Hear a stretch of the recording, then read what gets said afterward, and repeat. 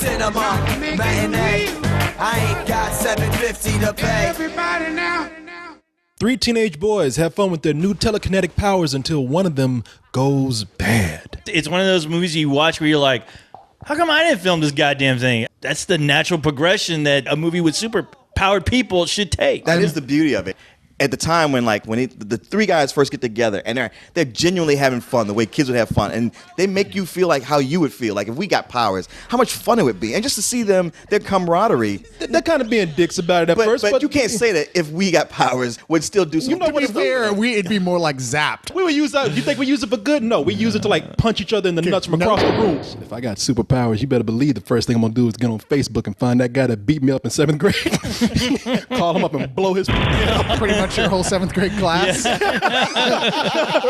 be a long day phone calls. I'm pretty sure she can still beat your ass. What happens if you really do get powers? Somebody's gonna up and lose their mind. You know, you're not gonna have a chance to get that costume. You know what I mean? That could be a half our spill audience. Well, I love the fact the film never once says the word superhero. It never ever even enters their they don't even mention vocabulary. Every other movie, somebody would say like, "Hey, we need to be superheroes." Because of the format in which it's done as a found footage film, it really makes it feel more realistic. That's why I say I like this kind of found footage thing that they do with big budget special effects. Because you can take those big budget special effects and not make it seem like you're drawing attention to it. Like, hey, look how much money we spent on this movie right here. No, actually, it goes the opposite. Your effects look kind of cheap for a little while because they look like they fit in the natural world. You want to see direct influence?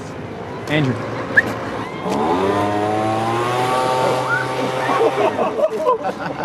She's wearing black today. Everything, the camera's constantly moving. Steve is played by Michael B. Jordan. He's a black kid. He's actually a lot cooler than I thought he was in the movie. Like in the trailer, he's like, hey, man, I got powers. Alex Russell is Matt Andrews' cousin.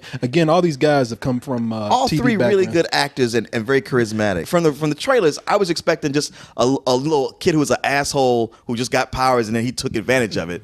But they made Andrew so sympathetic to me from the very beginning. I was just almost wanted to weep for him. You know, he finally had friends. He so Andrew. It's not the way it works. It is the way it works. He was Ferris Bueller for a day and he f***ed it up. You know, all you need is one person going like, man, they ain't your real friends. They talk about you behind your back. People tell me about that about you guys all the time. You are a monster.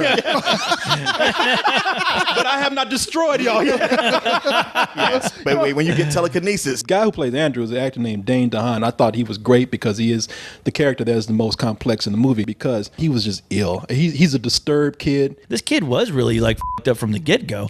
It's a point I had a little bit of trouble buying. Andrew is going to be irreconcilable with his friends so that we can make him into a villain. He goes from 0 to 60 and nope, everybody when they didn't do to him. I'll say the one main problem for me was the use of the cameras. But that's what I liked.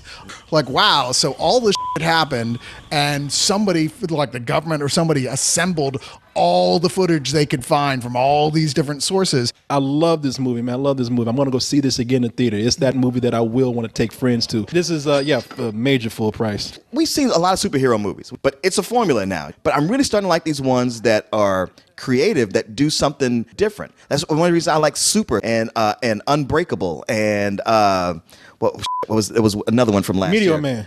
No. It's better than sex. It's a really, really high full price. And I know there's going to be those people who aren't going to feel the same way as us because and I can't help but think it's just because they think superheroes are stupid. It's a fucking hardcore full price as you can get. Should have been like released in the summer. I mean, because it felt like everything I wanted to see in a summer movie. I was going to get like these little nerds full of themselves with radiation trying to start fights with the bullets. They sit up there all sick, hair falling out. Come on. Son, why do you got your head in the microwave? Trying to make it